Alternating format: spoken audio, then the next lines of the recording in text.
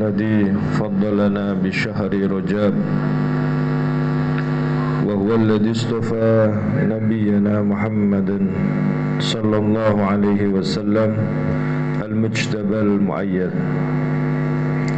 اللهم صل وسلم على سيدنا محمد وعلى آل سيدنا محمد.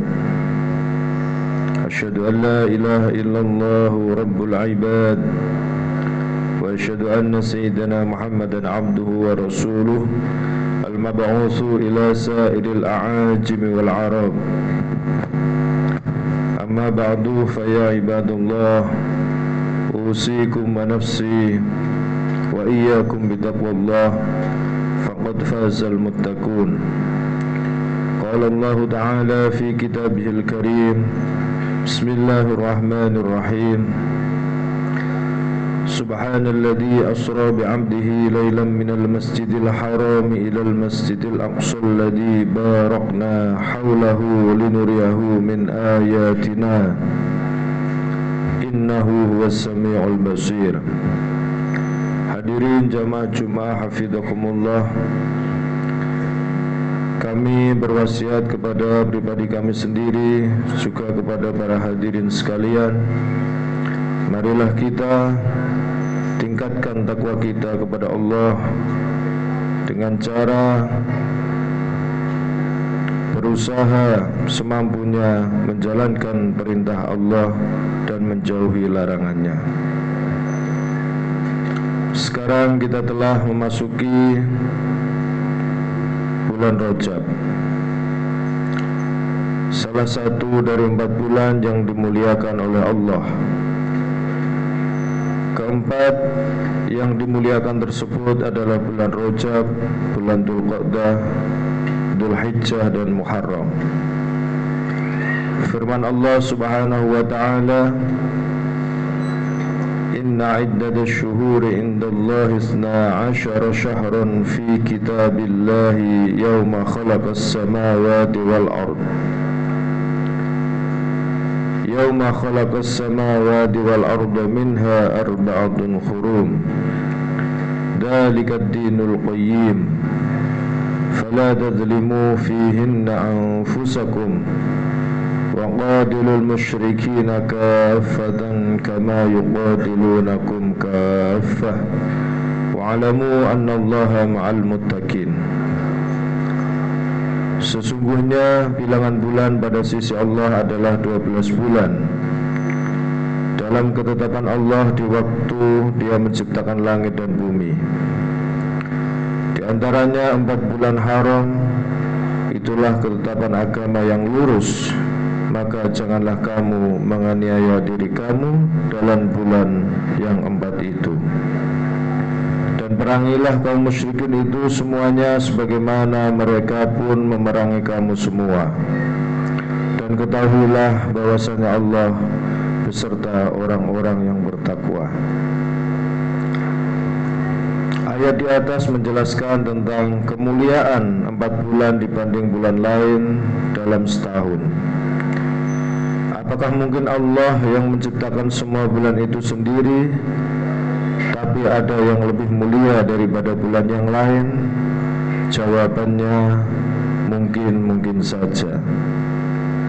Kita bisa melihat ada hari-hari dalam seminggu, namun yang dibandingkan yang lain, hari Jumat merupakan hari paling mulia. Ada bulan-bulan dalam setahun, Ramadan yang paling mulia. Di situ orang-orang diwajibkan berpuasa. Hari Arafah lebih mulia daripada hari-hari lain dalam setahun. Malam Lailatul Qadar lebih utama daripada malam-malam yang lain. Dan Nabi Muhammad lebih utama daripada semua makhluk, dan seterusnya. Artinya, meskipun masing-masing diberi kemuliaan oleh Allah atas kehendaknya, Allah membuat kemuliaan antara yang satu lebih tinggi dari yang lainnya karena memang kehendak Allah demikian. Termasuk bulan Rajab beserta 3 bulan lainnya, Allah lebih memuliakan dibandingkan bulan yang lain. Di bulan ini orang-orang dilarang melakukan peperangan dan mengangkat senjata. Jadi siapapun merasa aman, bahkan para ahli fikih memperberat sanksi bagi siapapun yang membunuh seseorang pada bulan-bulan ini dengan hukuman yang lebih berat. Imam Fakhruddin menjelaskan dalam tafsirnya, wa ma'nal hurum annal maksiyata fiha asyaddun iqaban wa ta'ada fiha aksaru sawaban.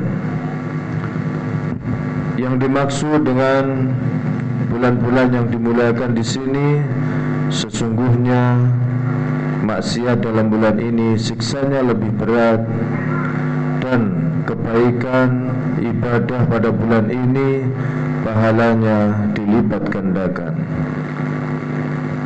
Pada bulan Rajab ini perlu menjadi pengingat-ingat untuk pribadi kita, supaya kita membersihkan diri dari kotoran maksiat. Mari kita hentikan caci maki, menyebar kabar bohong, membuat fitnah, menggunjing sesama warga negara, dan bentuk perilaku yang tidak pantas dilakukan oleh seorang muslim.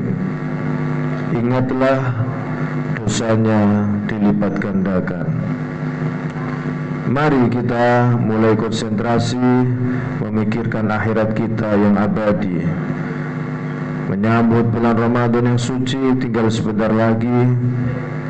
Imam Al-Misri mengatakan, Rajabun syahruz zar'i wa sya'banu syahruz saqyi wa ramadanu syahrul hasadi. Yang artinya bulan Rajab adalah bulan menanam, bulan Sa'ban adalah bulan menyirami, sedangkan bulan Ramadan adalah bulan menuai. Setiap orang akan mengunduh atas apa yang ia tanam. Barang siapa yang tidak merawat tanamannya, ia akan menyesal saat musim panen. Hadirin jamaah Jumat hafizakumullah, pada bulan Rajab sebagai bulan menanam ini, jangan sampai kita bercocok tanam keburukan. Minimal jika kita tidak bisa menanam dengan membantu atau membuat orang lain tersenyum, setidaknya jangan sampai kita merugikan orang lain. Jangan sakiti siapapun. Mari kita mulai dari bulan Rajab yang mulia ini. Menurut mayoritas ulama, diantaranya Imam Nawawi dalam kitabnya mengatakan, pada malam 27 Rajab dahulu, Nabi diisrokan atau dititahkan oleh Allah melaksanakan perjalanan malam dari Baitul Haram, Makkah menuju Baitul Maqdis, Palestina. Setelah itu baginda Rasul dinaikkan dari Baitul Maqdis, Palestina menuju Sidratul Muntaha dengan ditemani malaikat Jibril. Singkat cerita, disitulah Nabi mendapatkan mandat sholat 5 waktu yang diwajibkan kepada semua umat Nabi Muhammad SAW. Dengan momentum Isra Mi'raj ini, marilah kita mengingat kembali betapa kita dimuliakan oleh Allah. Kita sewaktu-waktu minimal dipanggil menghadap kepada Allah dalam sehari semalam. Kita diperbolehkan, bahkan diwajibkan menghadap penguasa alam semesta sebanyak minimal 5 kali dalam sehari. Orang biasa yang ingin bertemu menteri saja tidak mudah, bisa membutuhkan waktu seminggu, apalagi presiden mungkin bisa sebulan. Ini kita disuruh menghadap kepada presidennya presiden dalam sehari semalam, selalu dipersilahkan. Bukankah ini sebuah penghormatan dari penguasa jagat raya? Anehnya, atas penghormatan itu banyak orang yang tidak dapat memanfaatkan kesempatan dengan sebaik mungkin. Ada yang belum mau sholat, ada mau sholat tapi masih bolong-bolong. Melalui mimbar khutbah ini kami mengajak, marilah kita tata sholat kita. Yang belum jamaah rutin di masjid, jika ada panggilan azan, panggilan menghadap kepadanya, mari kita gumregah cepat-cepat mendatangi panggilannya. Orang yang ingin doanya terkabul, hendaknya jika Allah memanggil, segera mengabulkan undangan Allah yang berupa sholat.